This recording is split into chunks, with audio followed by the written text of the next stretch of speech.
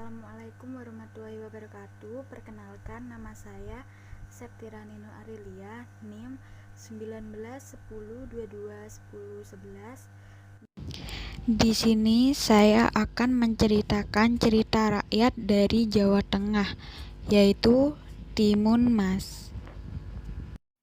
Selamat menonton. Sebuah desa, hiduplah seorang perempuan tua bernama Mbok Yem. Ia hidup sebatang kara. Mbok Yem ingin sekali memiliki seorang anak agar dapat merawat dirinya yang sudah mulai tua. Namun, itu semua mustahil karena ia tidak mempunyai suami. Setiap hari, Mbok Yem pergi ke hutan untuk mencari kayu bakar. Pada suatu hari di tengah hutan, ia bertemu dengan seorang raksasa yang sangat menyeramkan. Tubuh raksasa itu lebih tinggi dari pohon, kulitnya penuh dengan bulu yang kasar.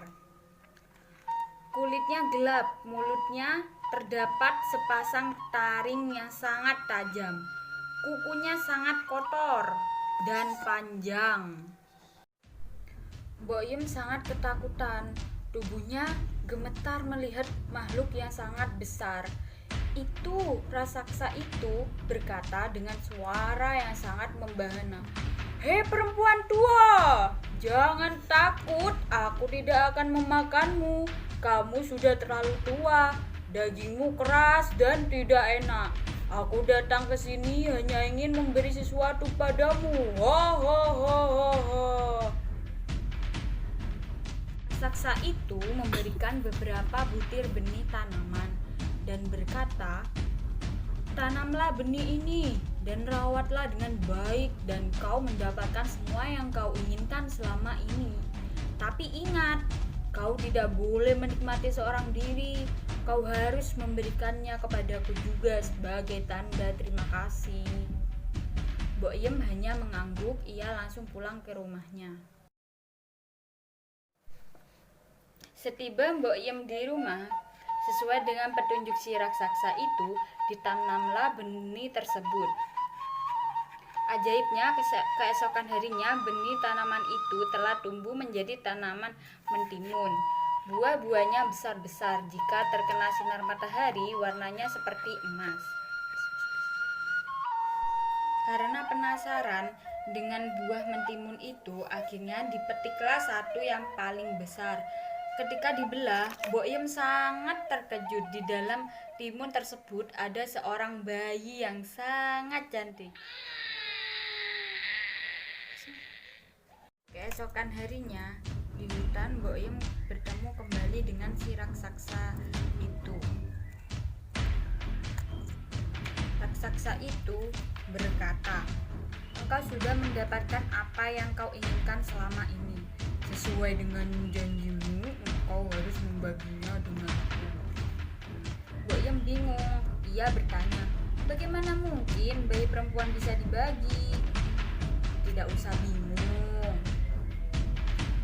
Perempuan tua, kau boleh memilikinya sampai usia 17 tahun. Selanjutnya anak itu akan menjadi santapanku," jelas raksasa.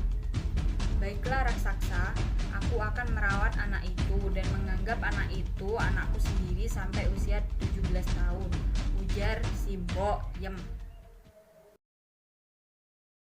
Timun Mas tumbuh menjadi seorang gadis yang sangat baik hati dan cantik jelita. Kulitnya kuning langsat, tubuhnya tinggi semampai, rambutnya hitam berkilau.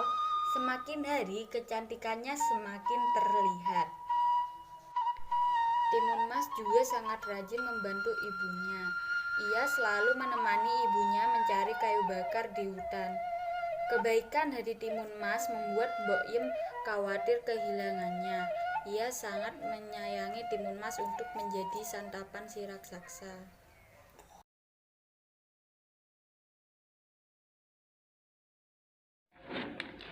Tahun demi tahun terus berganti. Kini Timun Mas sudah menginjak usia 17. Sudah waktunya bagi raksasa itu untuk mengambil timun mas. Mbok Yem menyuruh timun mas agar masuk ke dalam kamar. Tiba-tiba terdengar suara dentuman yang sangat keras. Itu adalah langkah kaki raksasa itu. Mbok Yem gemetar ketakutan. "Hai perempuan tua, mana anak perempuanmu yang telah kau janjikan untukku?" teriak raksasa itu.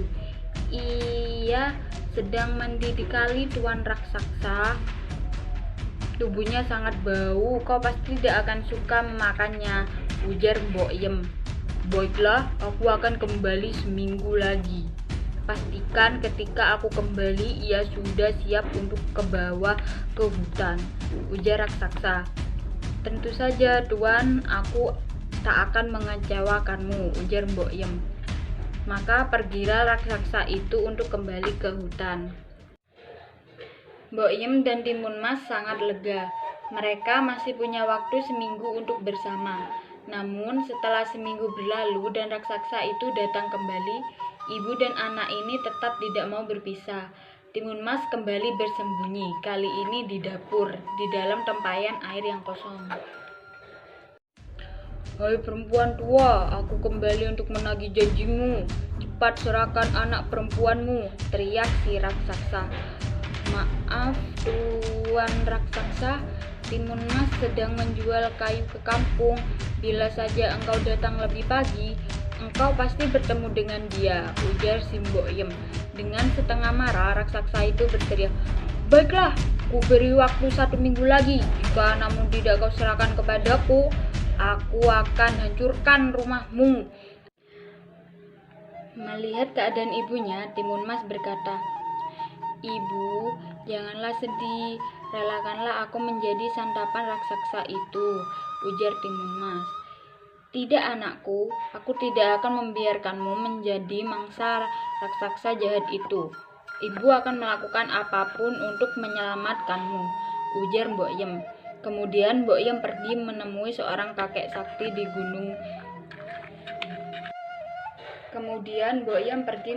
Seorang kakek yang sakti tinggal di gunung. Kakek sakti itu memberikan benih mentimun, sebuah duri, sebutir garam, dan sepotong terasi. Kemudian Mbok Yem kembali ke rumah. "Cepat serahkan anakmu atau kuhancurkan rumah beserta dirimu. Aku sudah sangat lapar," teriak raksasa. "Maaf Tuan raksasa, anakku sudah berjalan ke hutan. Kembalilah engkau ke hutan tempat tinggalmu. Timun Mas sudah berada di sana," kata Mbok berbohong. Pada saat itu Timun Mas sudah keluar melalui pintu belakang. Ia membawa semua benda yang diberi oleh kakek sakti itu. Ketika akan kembali ke hutan, si raksasa melihat Timun Mas beralih ke belakang rumah. Dikejarlah Timun Mas. Meskipun panik, Timun Mas masih mengingat perintah ibunya untuk melempar sebutir benih mentimun. Benih mentimun itu langsung berubah menjadi ladang mentimun dengan buah yang besar-besar. Karena kelaparan, si raksasa memakan mentimun-mentimun di ladang itu. Setelah kenyang, ia kembali mengejar si Timun Mas.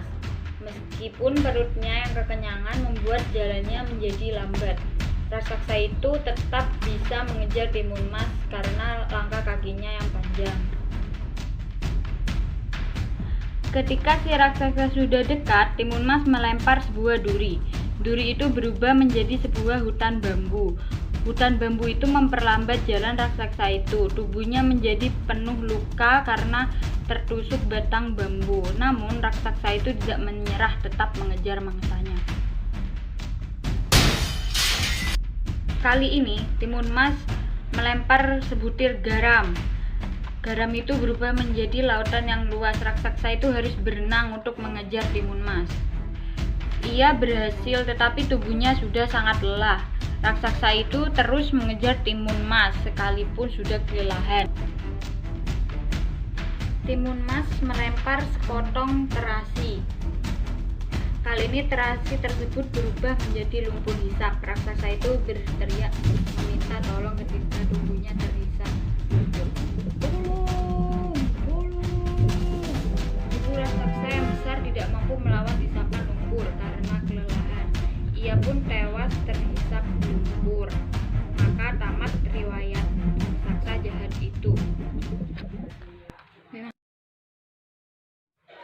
Kehidupan Timun Mas dan Mbok Yem membaik.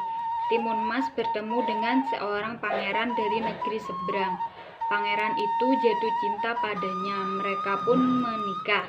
Timun Mas dan Mbok Yem diboyong oleh pangeran itu ke istananya. Mereka hidup bahagia selamanya. Sekian cerita rakyat Timun Mas dari Jawa Tengah. Saya ucapkan terima kasih. Wassalamualaikum warahmatullahi wabarakatuh.